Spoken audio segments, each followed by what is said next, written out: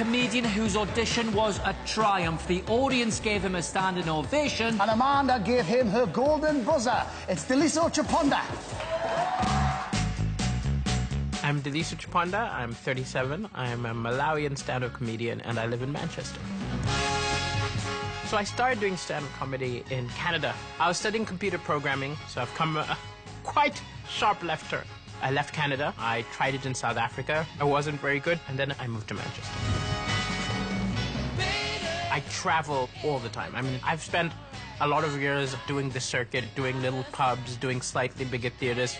I would like to tour giant rooms, screaming, fans, and just always have an audience for my jokes. Sometimes I think I don't appreciate myself.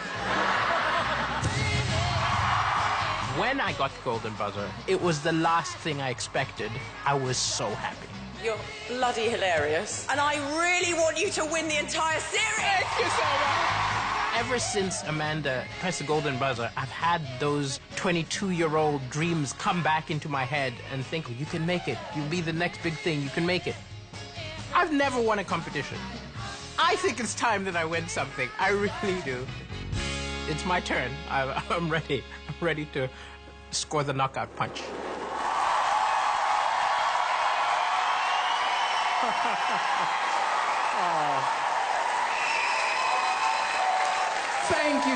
Thank you for that welcome, and thank you, Amanda, for pushing that buzzer. Ever since you did it, my life has been bonkers. People approaching me on the road saying, well done, but the most common question I get is, you're from where? Is it Mali, Maui? It's Malawi. And if any of you don't know where that is, it's where Madonna adopted all the babies from. That's us. Yeah, you're jealous. I do miss my little brother.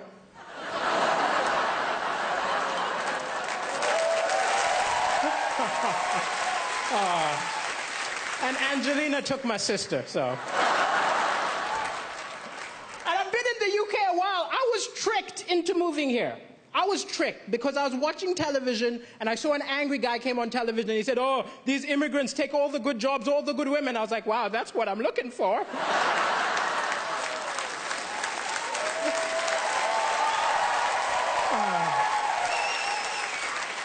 Sometimes comedy, it's hard to laugh sometimes because the news is full of depressing stuff. But I think the thing is, it's misleading because amazing things happen every day, little acts of kindness, but they don't report it. They put it on page 10, they open with the doom and gloom. If the BBC News was a mate of yours, you'd never go over. Look, I'm not going to that depressing barbecue. I'm going to hang out with Cartoon Network. But it's an amazing time to be alive. People say stuff like, I miss the good old days. The good old days were terrible. We've got amazing stuff. We've got Wi-Fi. Yeah. We've got rights. Women can vote. Yeah. I'm black. 200 years ago, this would have been an auction.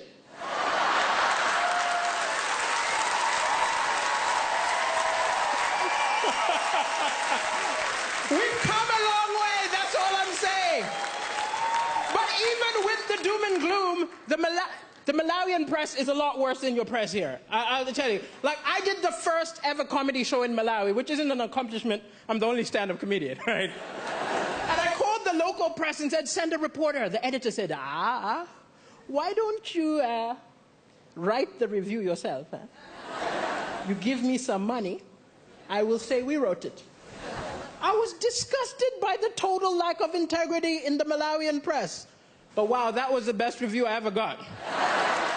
7 stars! He's a genius! The African Michael McIntyre! But it's crazy I'm on television right now because my ex always felt I wasn't ambitious enough. She always used to be like, you're a comedian, come on, be more ambitious. I said, hey, I'm happy. She said, you're not happy. I said, I think I'm happy. She said, no, be more ambitious. I did not sign up for somebody who's going nowhere. I snapped. I told her, look, you knew I wasn't ambitious the day we met. Of all the women in the bar, I approached you.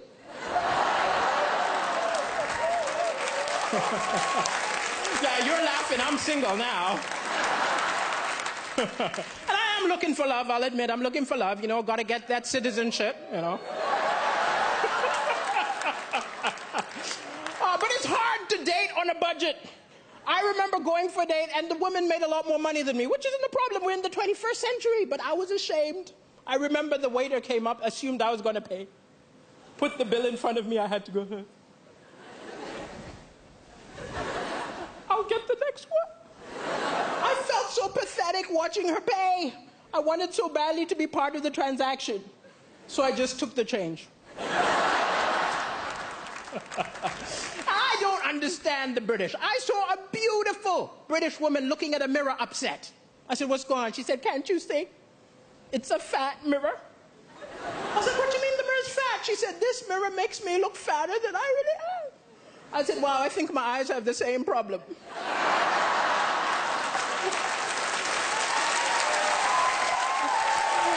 I was not mocking her. Don't be angry with me. It was a cultural misunderstanding. I'm from Africa. It's different. When we see someone overweight, we don't think go on a diet. We're more like, where did you get the food? I think we got to follow her home. Thank you, ladies and gentlemen. It's been a pleasure. Thank you.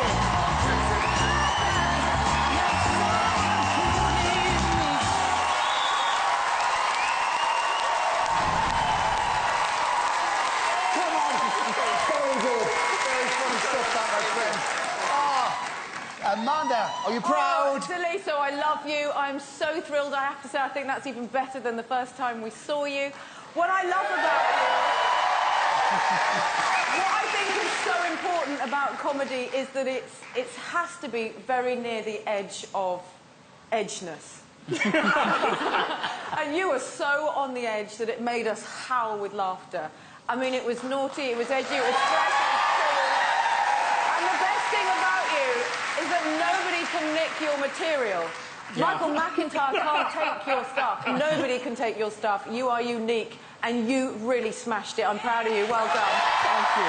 Thank you. Thank you. Do you mind reminding me how old you are again? I'm 37. 37. You look good. I have to tell you something. You are one of the funniest people we've ever had on this show.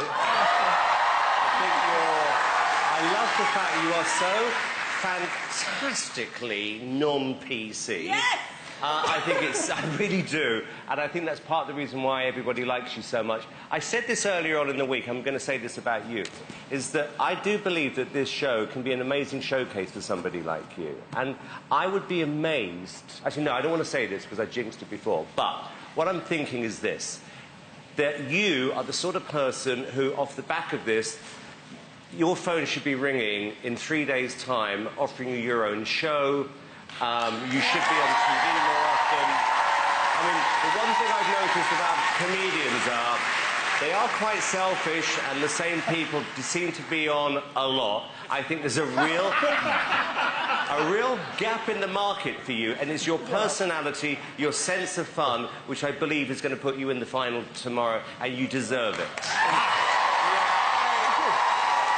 I second that. I pray people pick up the phone and put you in the final. When you were on the first time round, Jack Whitehall called me and said he used to do gigs with you back in the day, and I said, why isn't he the biggest comedy star in the country? He said, he's never been given the right break. Well, tonight is the right break. You're going to be a superstar. Uncomfortable topics funny, and you made us ugly laugh. Like, no woman wants to do that. We were howling. You're brilliant. Well done, Daliso. Thank you, judges. Well, well. Doesn't get any better than that, does it? Not wonderful relief. Fabulous, fabulous. If you want to see Daliso, stay in the hub for the Royal Variety and come back here for the final. Call 0902 044 24 04 from a landline, from your mobile, call 644 24 04 or VOD by the app. But not yet, voting doesn't start until the last act has been phoned. One more time, let's hear it for Daliso Chaponda!